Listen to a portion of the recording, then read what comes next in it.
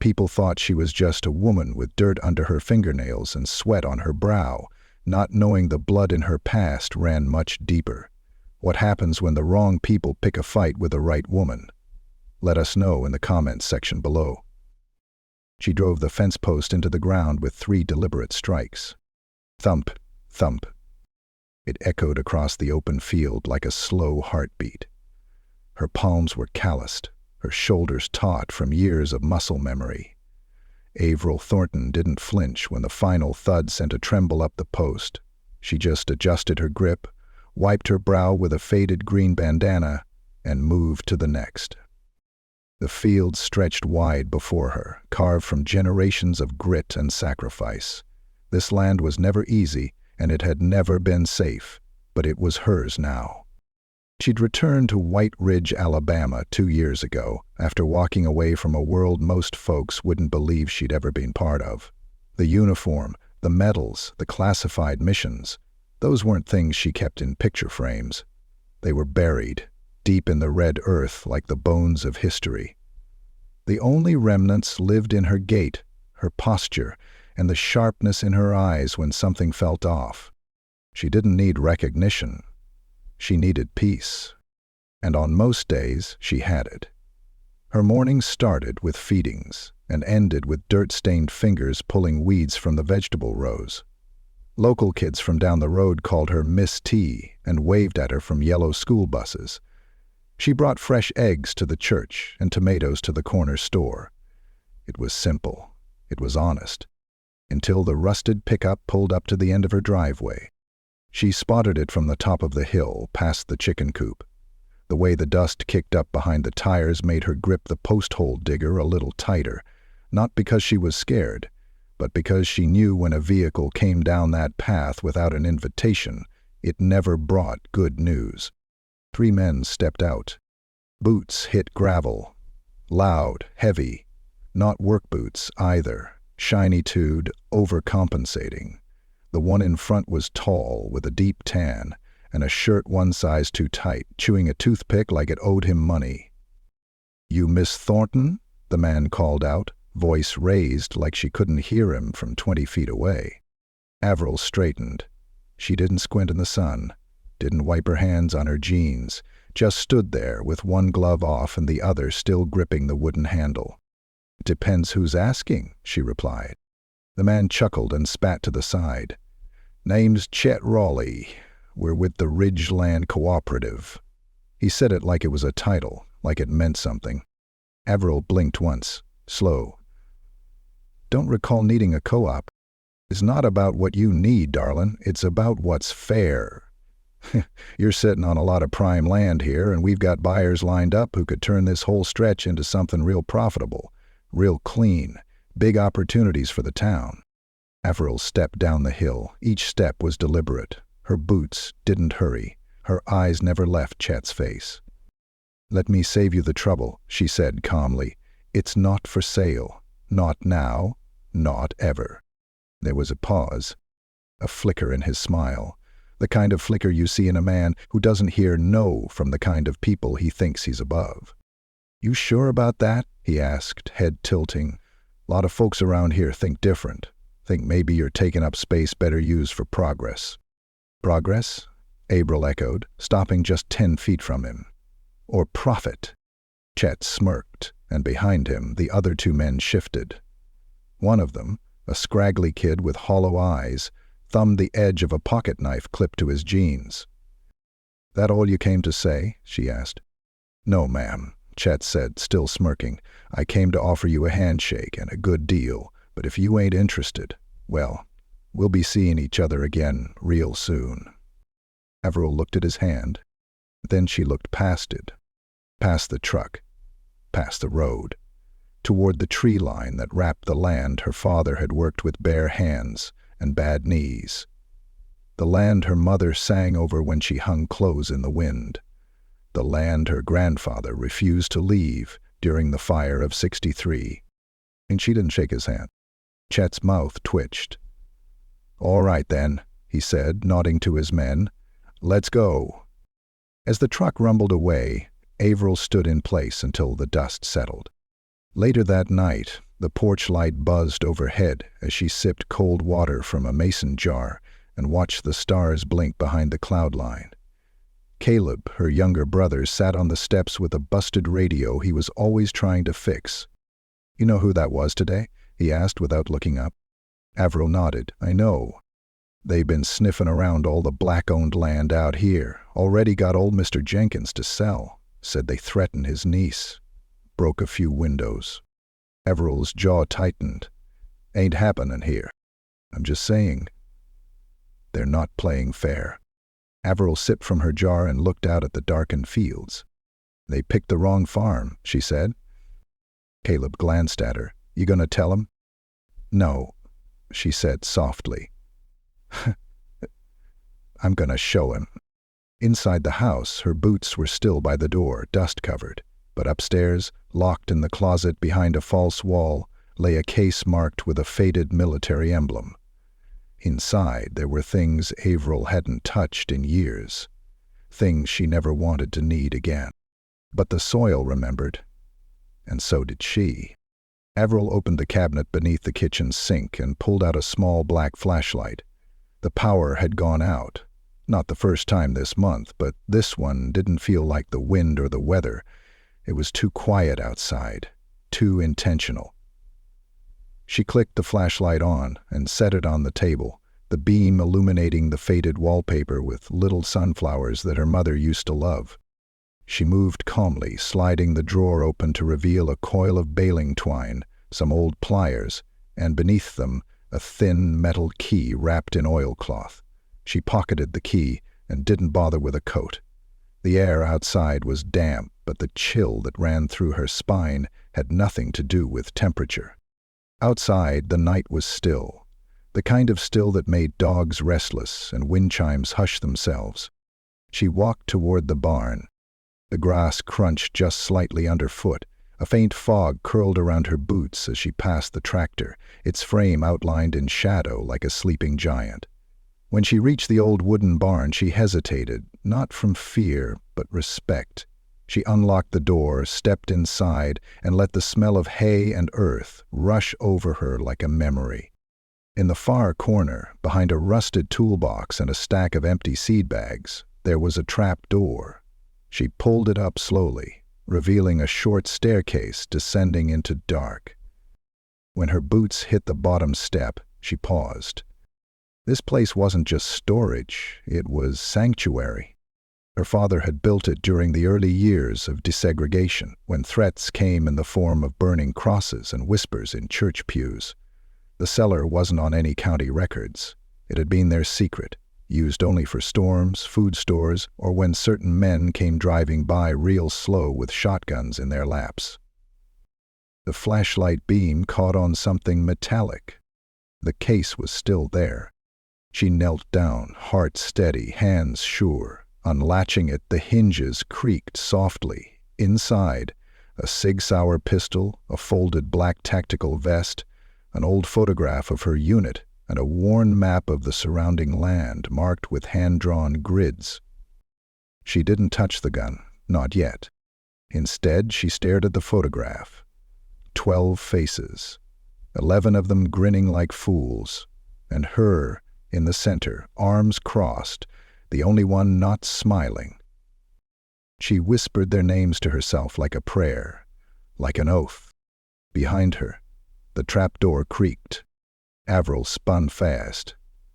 But it was just Caleb, holding a lantern and a blanket around his shoulders. "You really kept all this?" he said quietly, eyes taking in the weapons, the maps, the gear. "I didn't plan to," she said, standing. "But I never throw away what might be needed again." "You think it's going to come to that?" Avril looked him in the eye. "It already has." Caleb exhaled hard and leaned against the wall. "I asked around. Chet Rawley's been pressing folks all over the county, claims it's all legal, says he's got permits to survey and papers that let him stake claim on abandoned property. But he's going after land that's not abandoned. They're counting on fear," she said. "They think a black farmer's not going to fight back, not out here. And if they knew who you really were, wouldn't matter. Avril said, her voice low. They don't care what I've done. They care what I am. The silence between them stretched. I got a list, Caleb said finally. Names of folks they've harassed. Miss Lorna's cattle went missing. Mr. Duval's tires got slashed. These aren't accidents. Then we need to organize. People are scared. Then we make them less scared. Oh. Avril closed the case and stood up. By showing them, they're not alone. The next morning, before sunrise, Avril stood at the edge of the local farmer's market. Her table was set, like always. Eggs, okra, sweet potatoes. But this time, under the crates, she passed them out quietly, one to Maria Gonzalez with her early apples, one to Pastor Holt as he loaded onions into his truck. One slid into the newspaper vending box beside the diner. Each note contained the same message. Community meeting tonight, 7 p.m., Old Revival Hall. Bring no fear. She saw the hesitation in their eyes, the curiosity, but not yet belief. She didn't need belief, just presence. By evening, 22 chairs were filled. The Old Revival Hall still smelled of cedar and dust. A single string of lights buzzed from overhead, and people whispered in low tones until Avril stepped up front, hands tucked into the back pockets of her jeans. I know why you're here, she said, because you're tired of pretending not to see what's happening, tired of wondering when your turn comes.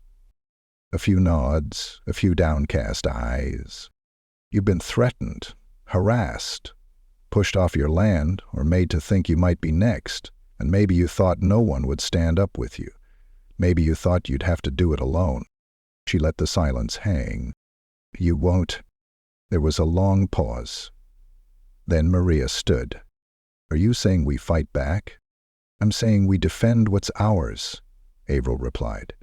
Not with bullets, unless they leave us no choice, but with numbers, with truth, with plans. A hand rose. It was Mr. Duval, old and half-blind, but voice like gravel. And what makes you think we can win? Avril looked straight at him. Then, slowly, she stepped forward and unzipped the weathered jacket she wore. Beneath it, a black T-shirt with a faint emblem. Delta Force. The room went still. I've seen worse odds, she said. Gasps. A few startled murmurs. Maria whispered, You were military? I was more than that, Avril said, and I'm still more than what they see. No one left the hall that night, not without signing the list she passed around, not without knowing that something old had awakened, something buried in the land like the seeds they planted every spring. She walked home beneath a sky cracked open with stars, wind brushing through the trees like voices long silenced. The soil had remembered. Now the people were starting to, too. The air in White Ridge had changed. Not with weather, not with season, but with tension, thick, invisible, and ever-present. Farmers nodded to one another with new weight behind their greetings. Neighbors who used to exchange pies were now exchanging glances across backyards like sentries on duty. At Avril's farm, the gate never stayed open anymore. Chains clinked closed at night, and the chickens didn't roam as far. Even the dogs barked differently now, less out of habit, more out of warning. She was walking the perimeter of her property just after sunrise, eyes scanning the ground like she used to scan the Afghan valleys, looking for signs, broken grass, boot prints, trash that didn't belong. She stopped at the north fence line, kneeling where tire tracks had veered too close. They hadn't crossed, but they'd come close. She ran her fingers over the imprint in the dirt and stood slowly. Behind her, Caleb jogged up the hill, a small folder in his hands. County records, he said between breaths. Got them from a friend who owed me a favor. What's it show? She asked. He handed her the folder. Inside were surveyor's maps and photocopied notes. The Ridgeland Cooperative had filed 6 claims in the last 8 weeks, each one tied to properties with owners who were Black, elderly or recently deceased. "They're not just taking land," he said. "They're targeting families who don't have anyone left to fight back." "But we do," Avril said, eyes fixed on the map. Behind them, the clatter of a pickup engine came climbing the road. Avril's posture shifted instantly. She stepped to the side of the fence post, where her shotgun leaned casually but close. Caleb turned as the red truck rolled to a stop at the edge of the property. Out stepped Maria Gonzalez, her face tense but determined. "We've got a problem," she said. "They went after Lorna's boy." "What?" Caleb asked, voice rising. "Was walking home from school. 3 of them in a white van pulled up, said they'd give him a ride. He ran, got home safe, but he's scared out of his skin." Avril's jaw locked. "That's escalation." "I thought you should know," Maria said, voice tight. "Because if they're going after kids, we're running out of time." Avril didn't blink. "Then we stop reacting and start preparing." That night, 23 people gathered in the barn. The air was damp with hay and resolve. Folding chairs scraped the floor. Coffee brewed in an old thermos. A child's drawing taped to one beam read, "We stay." Avril stood before them, a large chalkboard behind her. She drew a wide rectangle with rough corners. Her farm. Then she added lines branching outward. Roads, fences, entry points. "If they come, they'll come from the east," she began. "Flat land, easy to move vehicles. They won't risk the ridge, it's too exposed." "Are we sure they'll try again?" asked Pastor Holt, his voice heavy with hope. "They didn't get what they wanted," Avril replied. "Men like that don't stop. They escalate." "So what do we do?" a voice called from the back. Avril set down the chalk and turned. "You organize, pair off, watch each other's homes. Don't travel alone if you can help it. Maria will run comms through her stand. Caleb will handle coordination." "And you?" someone asked. "I'll take the front gate." Maria stepped forward holding a clipboard. "We're drafting shifts, day and night. We'll need volunteers to patrol, others to monitor traffic into town. This is about presence. They expect us to scatter. We show up." Caleb passed around a map marked with numbers. "We've got walkie-talkies coming in tomorrow. Keep one on you at all times. If anything happens, don't engage. Call first." The meeting lasted another hour. By the time people left, the stars had gathered in full above the fields. Inside the barn, Avril stayed behind. She stood alone now, staring at the chalk lines she'd drawn. A map wasn't just territory, it was memory. Every edge told a story. Her father planting corn by moonlight. Her mother carrying laundry down the slope with humming in her throat. Her own boots thudding on morning frost after deployments.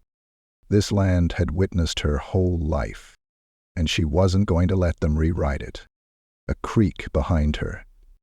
"Thought you'd be asleep by now," Caleb said, stepping into the barn. "Too much on my mind." He handed her a thermos. "You remember when Mama used to talk about the hill behind the barn? If you ever feel the world's too loud, let the hill hush it." She quoted with a faint smile. "Maybe you should try it tonight." She took the thermos and nodded. Later she climbed the slope behind the barn and sat beneath the leaning cedar that had stood longer than any living soul in White Ridge. Below her the fields stretched wide and silent. The house lights of her neighbors twinkled in cautious clusters. Somewhere beyond, in the dark patches of land, there were men like Chet Raleigh. But they didn't own the night. They didn't own the ground she sat on. She closed her eyes and let the hush settle over her. And a sound. Low, rumbling. She turned. Far in the distance, along the tree line, headlights blinked once, then off. She stayed still. A minute passed. 2. Nothing. She exhaled slowly, stood, and walked back down toward the barn. But the memory of those lights stayed with her. Like smoke rising on the ridge, too faint to see in daylight, but you knew it was there. And what came next would either test everything they'd built or destroy it. The gunshot came at 3:14 a.m. Not a warning shot, not a mistake, a real one, loud, sharp, meant to send a message. Avril was already dressed by the time the echo reached her kitchen. She moved without panic, pulled the walkie-talkie from its hook near the window, thumbed the button and said, "All posts, report." One by one, the voices crackled through. Northside clear. Maria's stand is good. Pastor Holtz, watching the back road, saw a truck speed off westbound. No license plate. Then Caleb's voice came in, tense and clipped. "Fire on Jenkins Field. West fences lit." Avril didn't pause.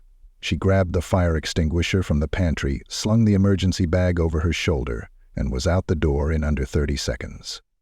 Her boots hit the porch with force, each step fueled by something deep in her gut. This wasn't surprise. This was confirmation. She'd known they'd come. But she also knew they wouldn't win. By the time she reached the Jenkins property, 5 others were already there. Hoses stretched from barrels, fire-stomping tools moving in rhythm. The flames had started to spread, but not fast enough. The earth was damp from last week's rain, and the fire couldn't feast like it wanted to. Avril kicked down what remained of a smoldering wooden fence post and helped Maria douse the final edge. "That's the best they've got," Maria said through a cough. "Not even close," Avril answered. "They'll be back. They're testing us." "Let 'em. They'll find more than smoke waiting next time." The morning after the fire, White Ridge felt like it had exhaled something heavy. No one stayed quiet anymore. By noon, Avril's porch was packed with neighbors. Some came to offer help. Others came to say they were sorry for waiting so long to take a stand. All left with assignments, guard shifts, watch rotations, donation drives. Even Sheriff Dunlow showed up. He parked his patrol SUV crooked at the end of her drive, the engine still running. Avril stood on the porch, arms crossed, not moving. He stepped out slow, his belt clinking lightly, eyes shifting left and right like the grass might attack him. "Heard about the fire," he said. "I'm sure you did," Avril replied flatly. Dunlow scratched the back of his neck. "Look, I'm not saying I agree with what's been happening, but folks around here don't like troublemakers. People stir things up, they get attention." Avril stepped down the stairs slowly. "You mean black folks who refuse to sell?" "I didn't say that." "You didn't have to." He took a step back. "Just trying to keep the peace." "You're late," she said. "We already started without you." Dunlow looked around. More neighbors had appeared at the edges of her field. Not angry, not shouting, just watching, waiting, witnessing. He cleared his throat. "We'll investigate the fire." "Make sure you do," Avril said. "We'll be watching you, too." That night they set up their own checkpoint at the county line. A table, a few cones, bright lanterns. It wasn't legal in the usual sense, but it was necessary. T.J. Raleigh rolled up to it just after midnight, alone in his beat-up Ford. Caleb flagged him down. The boy looked tired, pale. Nothing like the smug kid from last month. "You lost?" Caleb asked. "No," T.J. said. "I came to talk to her." "Avril don't meet with Raleighs." "I'm not like my dad." "That's what every Raleigh says." T.J. looked him in the eye. "He burned the field, didn't he?" Caleb didn't answer.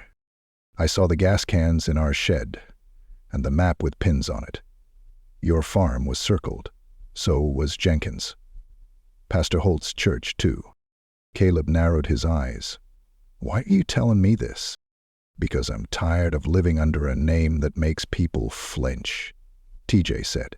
"And I don't want to be on the wrong side of this when it ends." Inside the farmhouse, Avril listened to every word from the porch. And when T.J. finished, she stepped down quietly and stood beside Caleb. "You tell your daddy if he sets foot on my land again, he won't leave on his own 2 feet," she said. TJ nodded, then paused. You ever kill anyone? She didn't blink. What do you think? He stared for a long second, then looked away. I believe you. He drove off into the dark. A week passed. Then 2. And slowly things changed. A federal investigator arrived, quiet, unsmiling, but thorough. It turned out someone had mailed a bundle of evidence to Montgomery. Photos, documents, audio clips. No one knew for sure who sent it. But Maria had been working late nights at her fruit stand with a suspiciously strong Wi-Fi signal. Sheriff Dunlow was suspended pending review. The Ridgeland Cooperative's permits were voided. And Chet Raleigh? Gone, left town overnight. His house boarded up, his name taken off the local Chamber of Commerce sign like it had never been there. And the land? He blinked. Avril's fields filled with greens and squash and okra that seemed to grow faster than the season allowed. Jenkins rebuilt his fence. Pastor Holt's church got new paint. The kids who used to ride by on the school bus now waved with both hands. One of them shouted, "Miss T's a superhero," and she didn't even correct him. On a warm Sunday morning, the community gathered for a potluck in Avril's field. Long tables, fresh biscuits, fried catfish, music from an old speaker, and laughter that carried down the road. Avril sat in a folding chair near the edge of it all, watching people pass plates, share stories, hold hands. She felt Caleb step up beside her. He handed her a plate with ribs and collard greens, then sat. "Told you we could win," she said. He grinned. "I had my doubts." She looked over the field again. The land didn't. Behind her, the wind stirred the tall grass like a quiet thank you. The soil had taken the fire and the boots and the hate and turned it into growth. Because the land didn't forget, and neither did she. She had come home for peace. She found a fight instead. But now she had both.